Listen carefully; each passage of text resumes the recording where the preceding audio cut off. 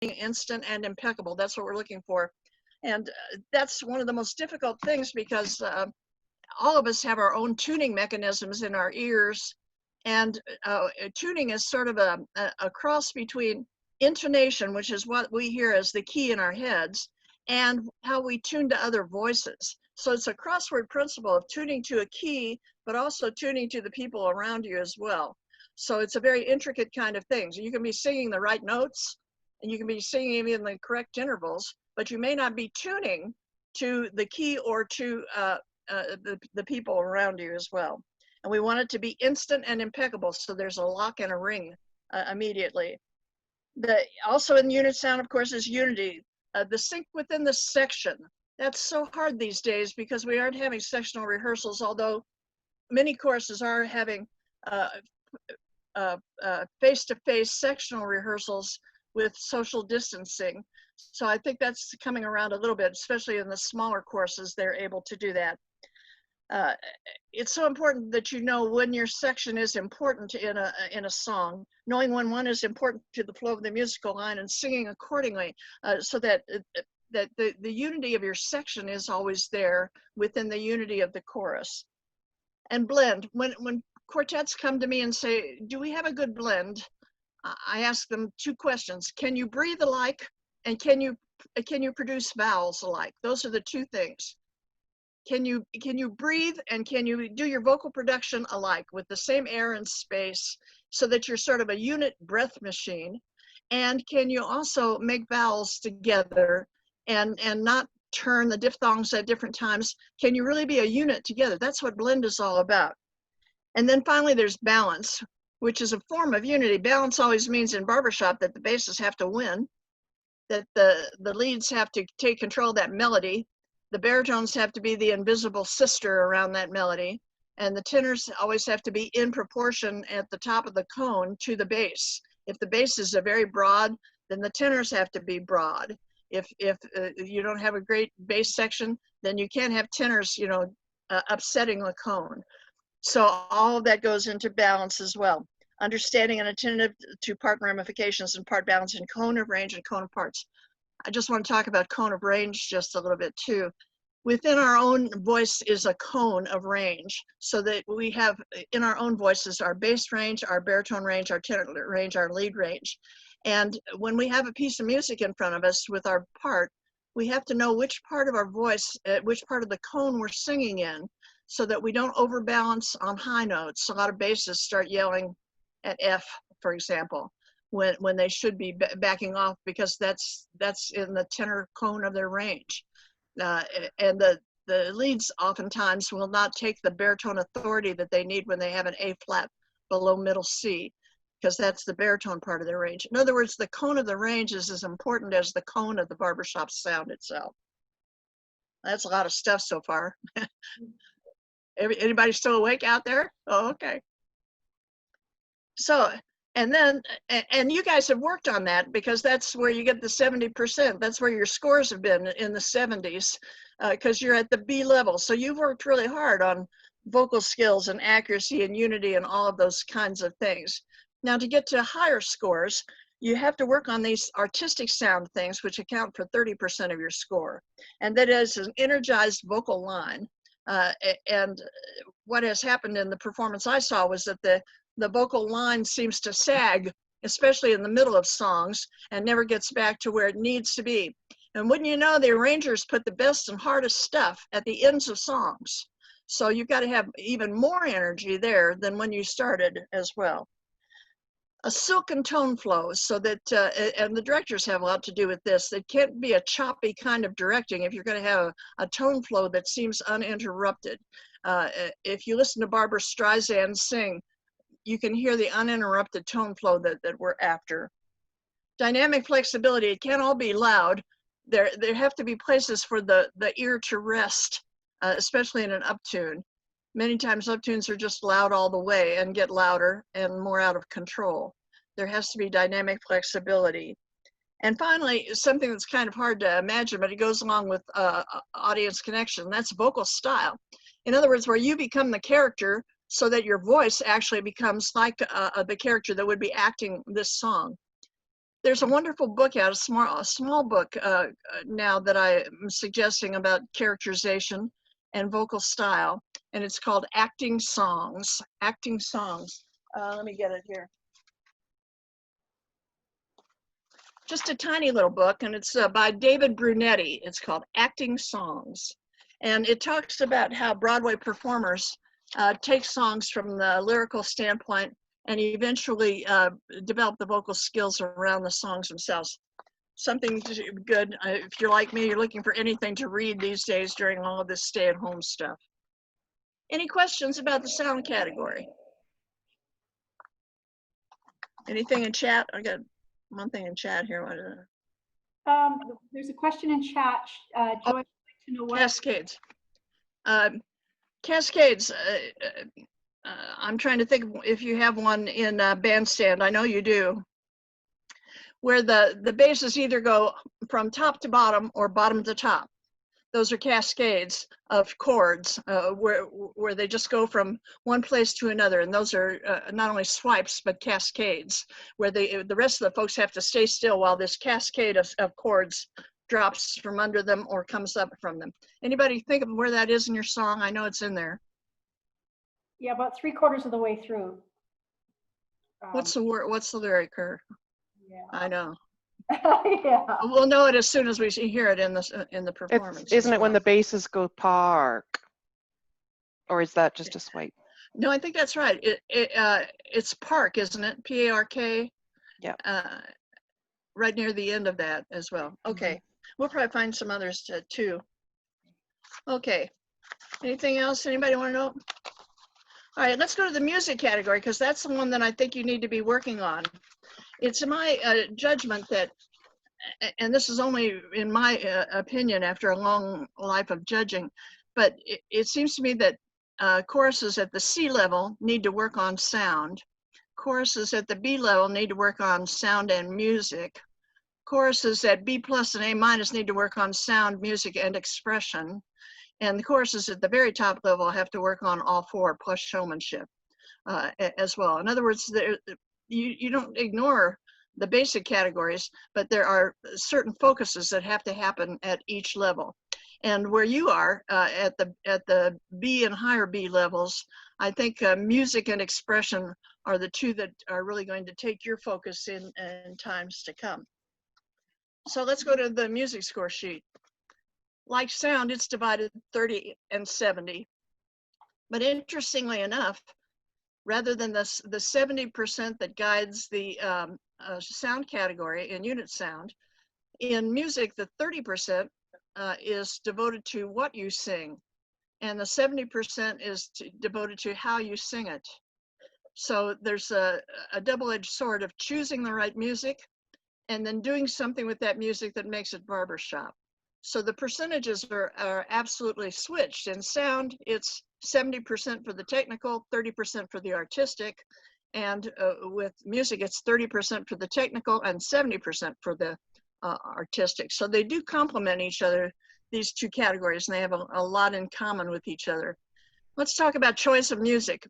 I won't bore you with all of the details in the judging category description book. You could spend your life running through all of the stuff about chords and progressions and music theory and all that. That's why music judges have to pass the arranger's test. They have to know all that nerdy stuff because barbershop music is designed with certain kinds of chord structures that ring on their own. And when we put the human voice to it, they ring even better. And then there are chords that don't do that quite as well. There's also, you should never take a melody and then try to harmonize it in a way that doesn't really showcase the melody. In other words, you could put the wrong chords around a melody, and that would be a harmonization problem as well. And then you also have to consider, was the voicing of the chords, who's on first, was that strong? Because the basses have to be on the strongest parts of the chord. And of course the leads govern that because their melody line has to be considered first. So the melody line goes in first, and then the basses get the strongest part. The tenors get the next strongest part, and the baritones get whatever's left over. That's why it's such an odd thing to sing baritone. although those of us who sing baritone think it's like melody as well. Although my husband always says, "What are you singing?" uh, uh, to me, it's melody anyway. So, and not only who's on first, but then there's something called voice leading, where you have to consider, does the bass part go logically the way it's supposed to go? And does the tenor part go the way, does the leading of the voice go? And you're saying, you know, how does the judge manage all of that in the 30%? Because we don't have the sheet music in front of us. We don't have the arrangements. We have to do it all as we're listening. Judges have to be able to isolate one part at a time. The sound judge has to isolate one part at a time to see how the vocal production is going in the tenor part, for example, or whether the baritones are actually tuning to the chord the way they're supposed to. The music judge has to isolate and think about the melody line and then the chords that are around that melody line.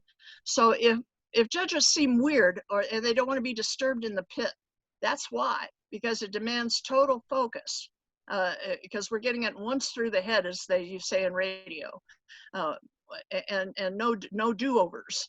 And so you've got to keep your focus, you know, attended to that. And I have a lot of admiration for showmanship judges who have to, of course, do a critique of the performance, but also have to keep their eyes on the prize to see what's happening up there so they don't miss anything. So that's why most of them have these little glasses that sit right on their nose so they can do two things at once as well. Well, that's a little diversion, excuse me for that as well. So anyway, in the 30%, the song is suitable to the barbershop arranging and style. A lot of Broadway songs these days have too many words and not enough repeated lyrics, and they don't fit into the style. But you take something like the bandstand song that you're singing, and it's perfect for barbershop. Well, because it's an original song by a barbershop arranger, for one thing, about her own life. And then also it's structured in such a way that it makes good sense. And most of us like barbershop because it's either sentimental or it's narrative in some way. And so those are the songs that fit best for us. Whereas many of the modern songs really don't have a lot of lyrical intent or the kinds of meatiness that a lot of songs did in earlier times. The music choice, here's a big one. All right, so you get these songs and you count how many chords there are and whether they're strong, etc. But it doesn't matter. It doesn't amount to a hill of beans if you can't sing it. You've got to choose music that is appropriate to your vocal skill level. And if it's, you know, it's too high, it's too easy, then it's not for you. You got to find the stuff that you can sing, especially under the pressure of stage nervousness or stage pressure.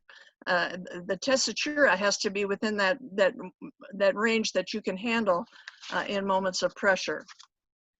Music suitable for singing, chord structure, tessitura, appropriate voice leading, harmonization, etc. All those things that I mentioned before. And then an understandable logical form or structure of the arrangement. I'm going to talk about that a lot with bandstand.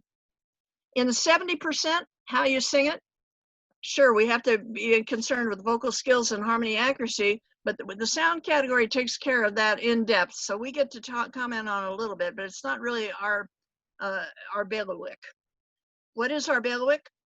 Tempo and rhythm. In an uptune, that's all you have. That's the basis of uptune singing. Tempo, rhythm, and synchronization. Also, the musical plan, is there an arc to the story of the song?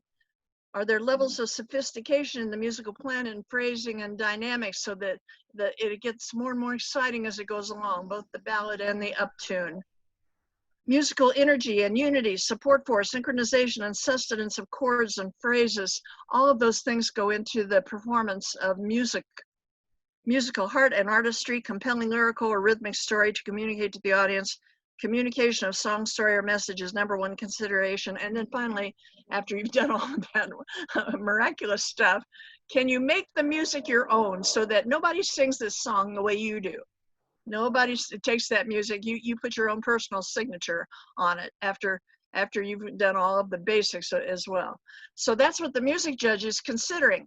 After listening to all of the stuff in the 30%, then she has to say, and how did they sing it? Did they phrase it well? Did they have the right tempo? Was there unity in it? Was there artistic heart? Did they make it their own? So in final notes there, I said that notes, sound and music swap and complement their percentages. There's 30 and 70. And in sound, we're looking for individual vocal skills and a mix and match in the ensemble, 70%, and barbershop vocal style in the 30%. Whereas in music, the musical choice suitable to the requirements and to the vocal skill level is 30%, while the elements of barbershop performance style are 70%. So they do work hand in hand, and the music and sound scores usually are quite similar, except when the course or quartet goes off the reservation and chooses some ridiculous piece of music that doesn't have the kinds of structure that it needs, or note chords, or whatever it happens to be as well. So that gives you some basics in the music and sound category. I hope I haven't bored you with that too much, but I think it's basic to our understanding as we go through this performance. So let's stop for a minute, Lisa, and see if we have any discussion or. Okay, discussion, questions? I don't see hands up. I'll start. I do have a question. Regarding music choice, at what point, I'm struggling right now with choosing a song that challenges and teaches us some new skills versus something that we can sing easily, or you know, be really successful at, but not continue to grow and learn. My philosophy is always be to sing one level below your pay grade, because in the stress of competition, you need to sing what you can handle. That's not the time to try out new stuff. I would say be more adventurous with the things that you do for performance. And I even noticed that when you sent me the Saturday night performance, that the second one stretches your performance capabilities, and that's good. But it seems to me that sticking with straight barbershop, especially at the B level, is important. And when you get to the A level, where the skills are intact, then you can take those risky arrangements that some of those choruses do, where frankly the arrangement shows off more than the singers, and you've got to keep reaching that balance. But I still say choose what you can sing and sing well. Yeah, I like that. The one level below pay grade. I love that. Yeah. I'll stick with that. That's great. Other questions, anybody?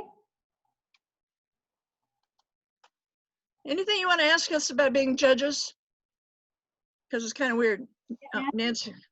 How do you do all that in a 3-minute song? Is it just, I mean, as wow. one of my idols used to say, Bev Sellers, she used to say, you know, barbershop ain't easy, it's just fun. It really isn't. It's one of the most complex things. That's what attracted me. I mean, I was a classical singer, classically trained and all that. And, you know, barbershop, I got to tell you, in music schools is looked down upon. If you were to look in the Groves Dictionary of musicianship, it says that barbershop is an overly sentimental form of music. I mean, that's where music majors start, with that kind of mindset. And so, you know, until you really understand the intricacies of barbershop and the intricacies of trying to get amateur voices to do these difficult things, it's really an admirable sport to me. Much more complex than most people realize. Yeah, well, kudos to you guys. When people say, you know, your choir, how often does your choir meet? You know, as if you just come and sort of socialize together. Well, not if you do it right. Wow. Thank you. Okay, anything else? All right, shall we get to the performance then? I'd like to go over the comments of the performance first, and then we'll watch the performance. They have that, Lisa? Yes, that was the second handout. It starts with bandstand in Central Park. And let me just review for you that your average score for this song was 73 among the panel. 73 is, when we train judges, we train them to do instant leveling, in that, are they average, are they good, or are they excellent? so that you know that your scores are going to start in one level or another. And it was obvious to me when you first started that you were singing, you had the basics well under control, and you were singing not at the 60 level, that's the low part of B, but at the 70 part of level. And that's a big distinction that judges have to make. Is that score going to start with a 6 or with a 7? And all of your judges started the scores with a 7. Now, 73 is an interesting and average score. The 4 scores were 74, 72, 74, 72. 74 in sound, 72 in music, 74 in expression, 72 in showmanship for just bandstand we're doing.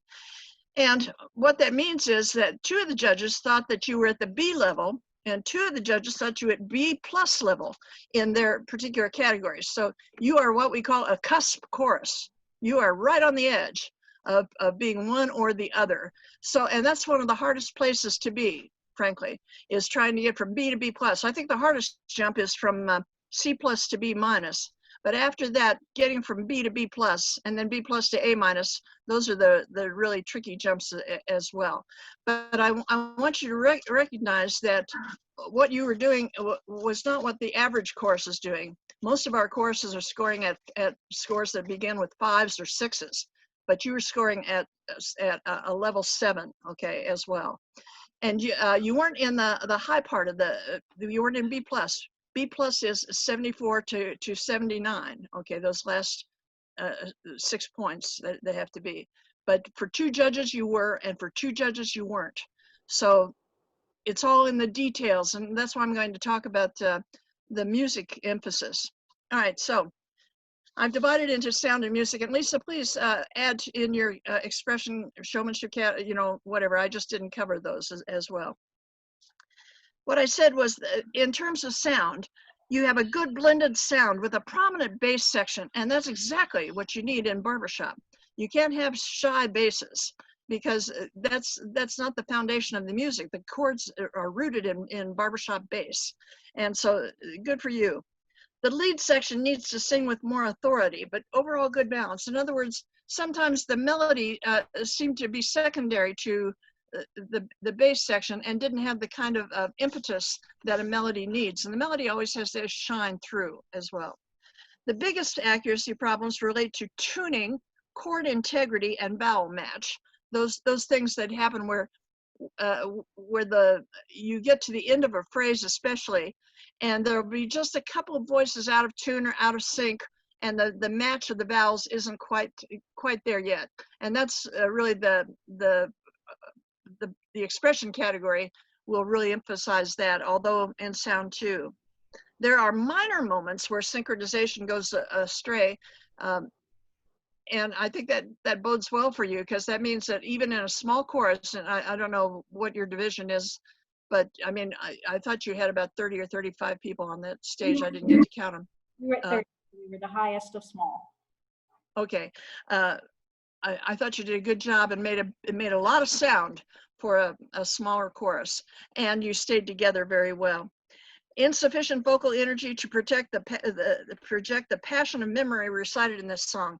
Boy, this is a monster ballad. Okay, and by that I mean this is a ballad that has a huge impact on audiences when it's sung well, but it takes a real artist with a lot of impressive vocal energy to sell this entire song.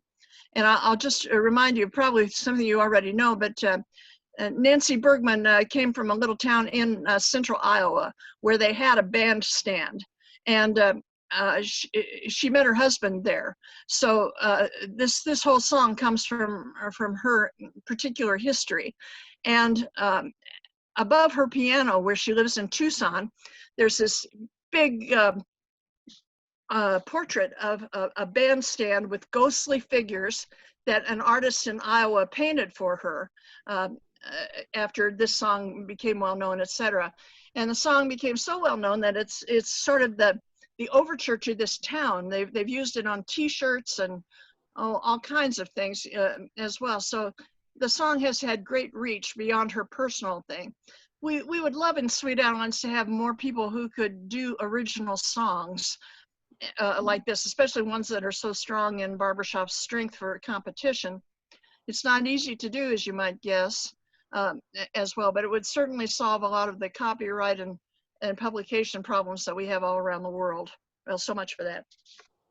Anyway, you got to have a lot of gumption to sing this song. This is not a song for the weak of heart, I should say. You have a good demonstration of dynamics, but the sound is not fully supported at the quiet levels, at the PP levels. The chorus has done a good job on the basics of vocal production and unit sound. They need now to more thoroughly engage in the artistic sound arena to sell the message of the song more consistently. And that's quite a job, but I think by studying the music category, maybe we can do more with this. Now, Lisa told me that you're going to keep this song. Yes, Lisa? And you're going to try to develop it even more. And I think, frankly, I've never heard this song done as well as it could be done anywhere, even by choruses at the A level. There's so much within this song that so much richness and tapestry that I don't think it's always ever reached its full fruition. So it's the kind of song I think you could work on 3 years in a row, and if you're a barbershop fanatic, not grow tired of it at all, because of the intricacies of it too. Now in music, you'll notice I spent a lot of time talking about the music category. A splendid piece of barbershop arrangement with a very complex structure and a very demanding range stretching tessiture, especially as the song reaches its climax. So the ranges, every time there's a modulation, of course, the ranges go up, and I think you have 2 of them in this song, if I'm not mistaken. I didn't have the music in front of me, but at the very end, where the ranges are really high, then I can hear some screechiness in the chorus. You got to develop that higher range, that freedom and resonance in the higher range to really conquer that. This is a narrative ballad. It must be told with the climax in mind throughout. The intro is masterfully constructed in a telescopic sort of way. From a broad high view to a narrow 2-person scene of a place in the past. It begins with a recitation of nouns, the bandstand, the town, the park, and then moves to the atmosphere, the music, the band, and then on to the people and their moods, town folk people smiling carefree. In other words, don't dismiss that intro. It's a long intro, but it really does, it's like a good direction of a movie, in that it takes you from that high point down to the specifics. And you gotta sort of take your time with the music and tell each one of those things, and make sure that each word, each nuance gets a little bit of that power. Then the second A of the intro, by that, I'm talking about the musical motifs. If you don't know what that is, ask Lisa. She has to. In other words, it's the repeated musical motif. Da da da da da da da da da da da da. Whatever gets repeated, of course, gets emphasized. And the second time that happens, it zeroes in on the specific couple, and the chords show them. I wish you had that music in your head, but I bet you do. In other words, if you could hear the chord on tall, the chord on tall is a tall chord. It's a very high spaced chord. So you've got to sing tall, but you can't let that L interfere with the vowel on ta. Okay, that's one of the first mismatches, is that some people are trying to sell the word tall rather than the vowel ta. Okay, that has to happen there. And the chord itself is tall, so you have to sing it tall in balance. Then miss, he's tall, but then she's a miss, she's a triad. She's a triad chord, and she's a triad voiced to the 10th, which means we've got 2 roots and then the tenors are on the 10th. It's the strongest chord in barbershop. So the focus is really on her, because it should be, because she's the narrator. She's the one telling us about it. So it's a young man, tall and handsome, a pretty miss. Okay, so that's the next chord that you have to aim for. There are certain chords that are pillar chords. The song is built on pillars of chords. And so you've got that tall chord, and then you've got the miss chord. And then a very interesting chord, starry-eyed. Starry-eyed is a chord that has dissonance in it. In other words, it has a lot of conflict in it. And I think that's sort of interesting, because that's the way romance starts, that dissonance of being starry-eyed and not knowing what the future is going to bring. Well, it's all those little details that help you get into the artistic sound part of the category that get you up to B+ so far. And that's just the intro, okay? but the intro itself is so complex. It then proceeds back to the music motif, and the couple is put into motion walking side by side. And yeah, can you get that, Carl? The side by side is a wonderful progression of chords, and it's also an echo, if I'm not mistaken. And whatever gets echoed in a ballad is always important as well. Just a minute, I got to take this.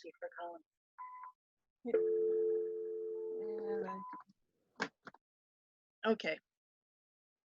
Anyway, if you can think about that side by side, that echo within the arrangement, you've got to take a lot of time to make sure that that gets a lot of emphasis, because echoes are so important in barbershop as well. Then a transition to another tense. I want to talk to you about tense. That's one thing that makes this arrangement so complex. It starts in past tense, what it used to be in that little town in Iowa.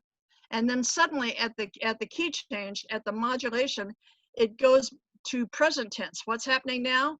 No longer starry-eyed. Now that's deserted. Now things have changed. Now there's a barrenness. Even the chords themselves are not as striking as they were when we had the young couple walking side by side. There's a transition to another tense, which requires more ear rest before engaging. Lisa, I think you kind of rushed through that. Okay. The transition between the two, between the past and the present as well. Exactly where you're talking, yep.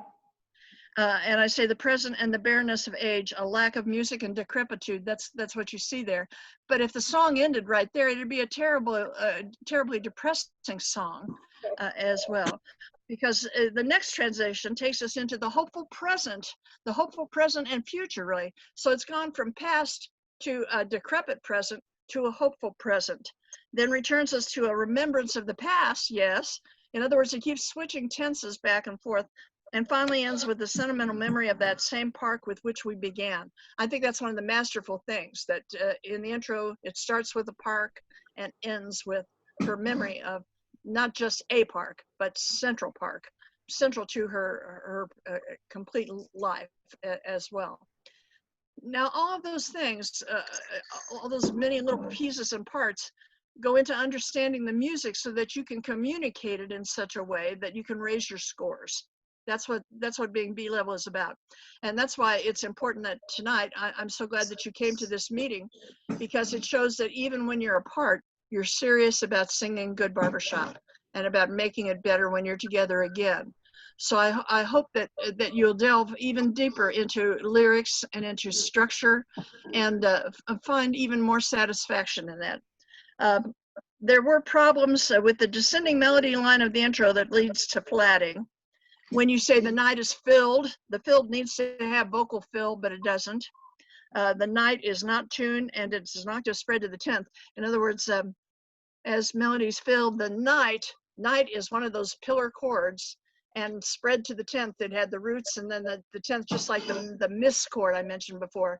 But it just sort of sits there saying, oh, we'll be over with this chord in a minute, when it's really one of the most important chords in the whole thing.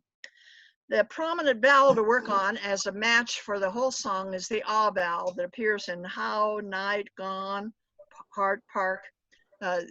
Always try to find the prominent vowels and work on the match for those, that you're all singing those the same way.